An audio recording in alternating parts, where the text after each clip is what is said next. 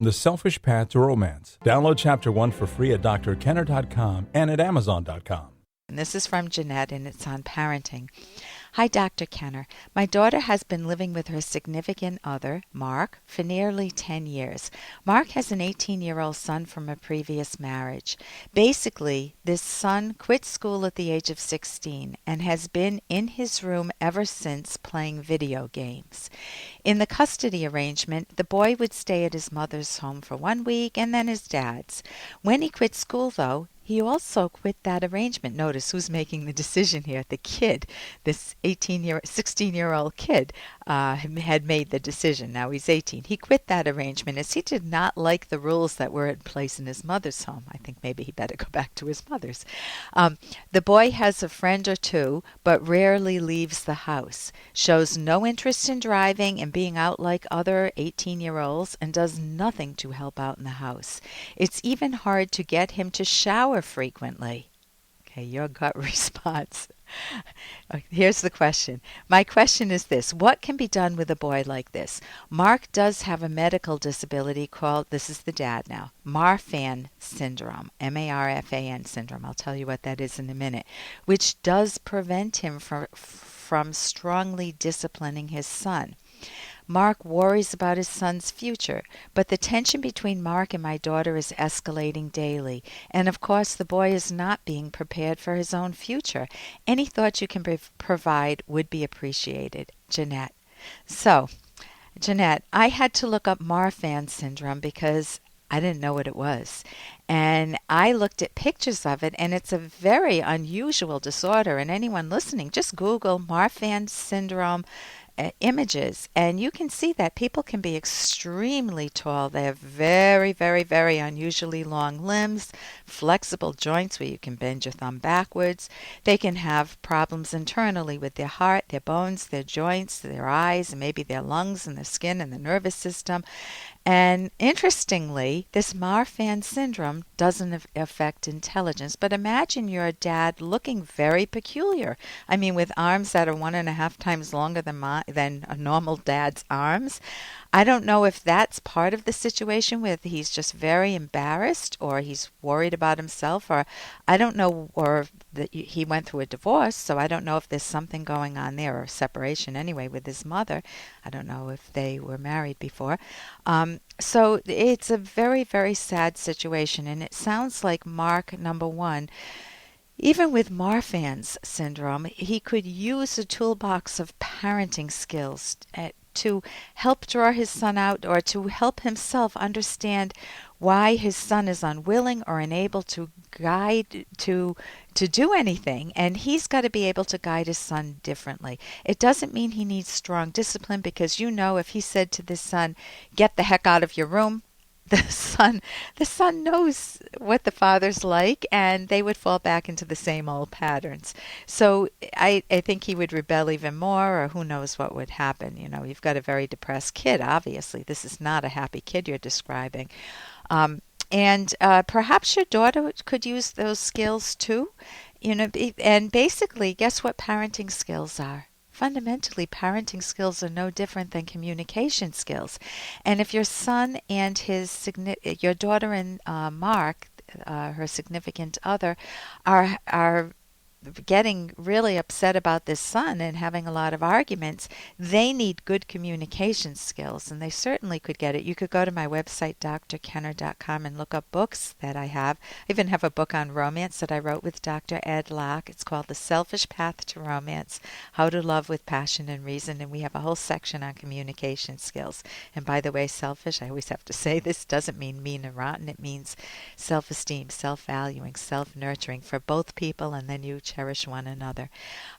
So the questions I have, thinking of it from the kid's perspective, I mentioned, is he very embarrassed by dad? Is he afraid to go out? Is he afraid to bring people in the house and introduce him to his father? Because his father might look a little gangly or a little awkward or a lot awkward. Is that a problem? Does the son need skills to cope with his dad's disfigurement, his disability?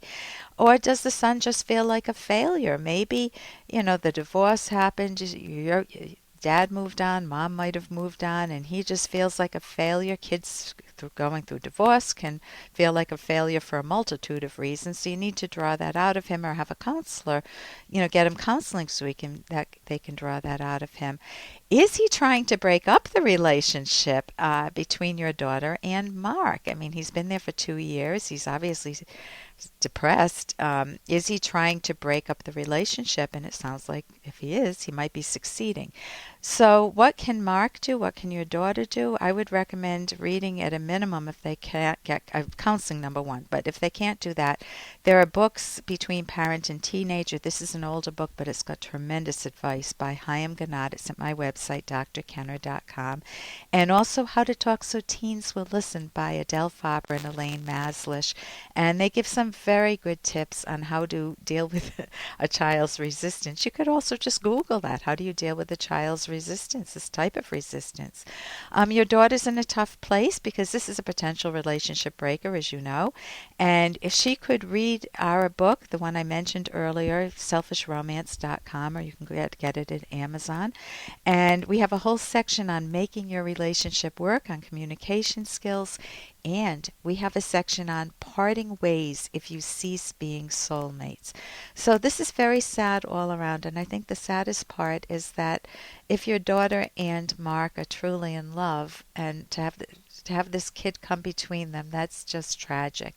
And Mark needs to know how to set limits and boundaries. And maybe the kid needs to go back to his mom's house. I don't know how feasible that is. Of course, I don't know the context, but that's something to consider. And so think about you and your relationship with your kids. I'm talking to this was for Jeanette, but now I'm talking to you. Do you have a good relationship with your kids? Can you look back and say, I brought them up well? Or are there some bumps in the road? Or are there cutoffs, emotional cutoffs, where you don't talk to your kids at all and you wonder why you ever had them and they were just a pain in the butt? And here's a little more from Dr. Kenner. Yes, because you won't conform. They hate you for the greatness of your achievement. They hate you for your integrity. They hate you because they know they can neither corrupt you nor rule you. They won't let you survive. And that's pretty poignant. That's from The Fountainhead, and the woman Dominique there is speaking to Howard Rock. And do you have anybody in your life who hates you? You just sense that they hate you.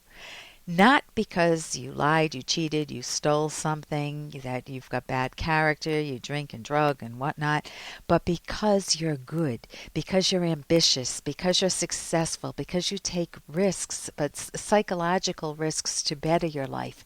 And they don't do that. It could be a sibling, many times sibling. One sibling is ambitious and the other one sits back and just tries to pull them down.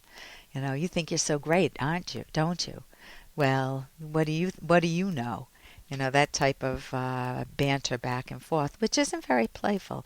So if you have anybody who is envious of you in your life, you need to know how to defend yourself. And that's one of the many topics we talk about on my show. It's the rational basis of happiness. And it's how do you psychologically what is psychological self-defense? I gave a whole course on that. How do you protect yourself from people who want to tear you down because of the good in you? And you can give some thought to that. I'm sure that you've dealt with it, and I'm sure that you've come up with some solutions. For more Dr. Kenner podcast, go to drkenner.com and please listen to this ad. Here's an excerpt from The Selfish Path to Romance, the Serious Romance Guidebook by clinical psychologist Dr. Ellen Kenner and Dr. Edwin Locke. One way to actively and respectfully listen to your partner is to check for misunderstandings. When your partner finishes talking, briefly summarize what you heard, then add, "Did I hear you correctly that?" and repeat their words. You want to explore inconsistencies. You say you're okay, but you seem so disappointed. What's really on your mind? Ask for specific examples if your partner uses vague language. If your partner says, "You never do anything right," you can follow up with, "Something specific I did must really be bothering you. Tell me what it is." You can download Chapter 1 for free by going to drkenner.com. And you can buy The Selfish Path to Romance at amazon.com.